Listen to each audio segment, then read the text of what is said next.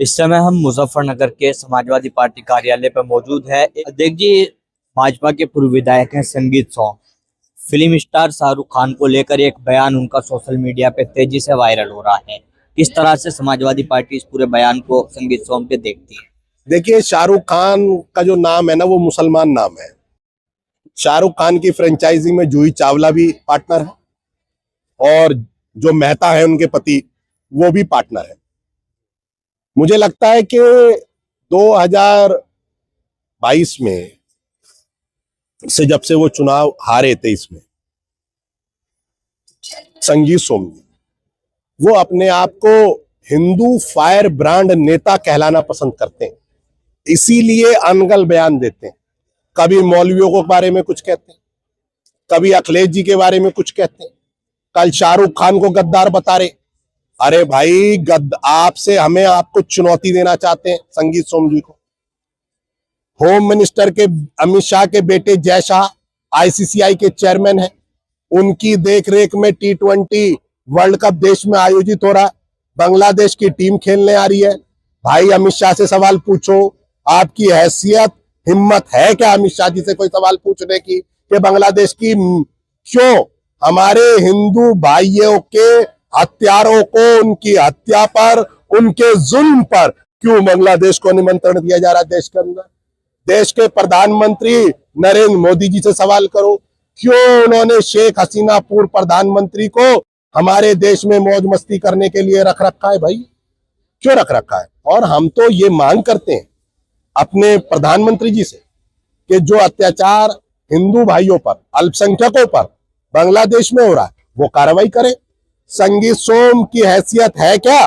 वो ये सवाल कल ही देश के विदेश मंत्री, पूर्व प्रधानमंत्री बांग्लादेश खालिदा जिया के जनाजे में शामिल हुए, वहां पाकिस्तान के राजनयिक से हाथ मिला रहे हंसते हुए। भाई, देश का मुसलमान गरीब, अनपढ़ या अनमैच्योर्ड या किसी गलती कारण पाकिस्तान का नाम ले दे तो आप उसे गद्दार बताओगे। असली गद्दार तुम हो। तुम्हारे भाइयों का कत्ल हो रहा, हमारे भाइयों का कत्ल हो रहा है बांग्लादेश में। और मैं निमंत्रण देता हूं संगीत सोम को कि बांग्लादेश के जो मैच यहां पर हो रहे हैं वो आवे, हम उनके साथ चलेंगे और पिच खोदने का काम करेंगे। वो आवे हमारे साथ और हम चलेंगे उनके साथ। हवाई अड्डे पर उतरने नहीं देंगे बांग्लादेश के खिलाड़ियों को। हमें उनकी हैसियत नहीं है। वो मानसिक बीमार हैं, परेशान हैं।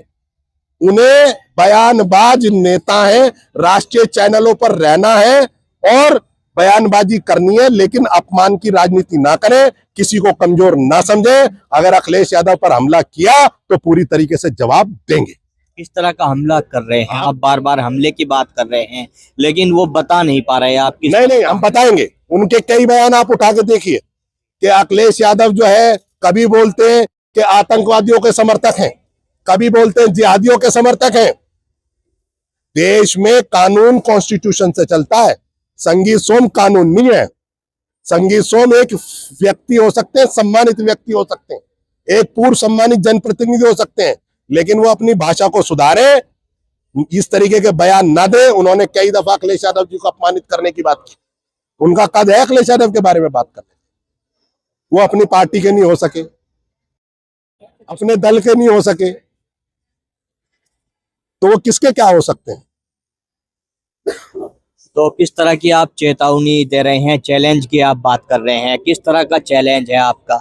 मैं चेतावनी नहीं दे रहा, मैं बात कर रहा हूं, तर्क रख रहा हूं उनके सामने कि संगीत सोम आए, हवाई अड्डे पर चलते हैं, बांग्लादेश के खिलाड़ियों को उतरने नहीं देंगे। जहां पर जय शाह ने, होम मिनिस्टर के बेटे ने, उनके मैच आयोजित कराने का प्लान बनाया है, वहां पर रोकेंगे। चलो आओ, क्यों नहीं चलते हो? कौन मना कर रहा है? और वो सवाल मुसलमानों से पूछ रहे देश के अंदर कि हिंदुओं पर अत्याचार हो रहा है वहां पर बांग्लादेश में, गृह मंत्री से नहीं पूछते, देश के प्रधानमंत्री से नहीं पूछते। देश के प्रधानमंत्री, गृह मंत्री की क्या मजबूरी है? खालिदा जिया के जनाजे में क्या जरूरत थी जाने की? भाई, हमारे हिंदू भाइयों का कत्ल हो रहा है वहां पर। क्या संवेदना है आपकी हिंदुओं के प्रति? सिर्फ हिंदुवादी बनते हो और हिंदू भाइयों पर जाति होगी तो वहां के मुसलमानों के जनाजों में शामिल होगे, तब तुम्हारा धर्म नहीं आता है। तब तुम हिंदूवादी कट्टर नेता नहीं होते हो।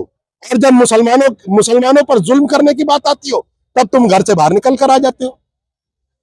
और ये एजेंडा छोड़ो, देश की तरक्की की बात करो कि देश कैसे आगे जाएगा।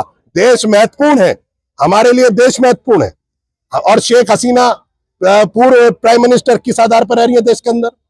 संगीत सोम की हैसियत है कि वो शेख हसीना को वापस भिजवा दे? हमारी मांग चलो है, उनकी हैसियत नहीं है। मानसिक बीमार है, मानसिक रोगी है, डिप्रेशन में है, इस तरह के बयानों से लेकर चर्चा में बने रहना चाहते हैं और 2027 में चुनाव जीत नहीं पाएंगे।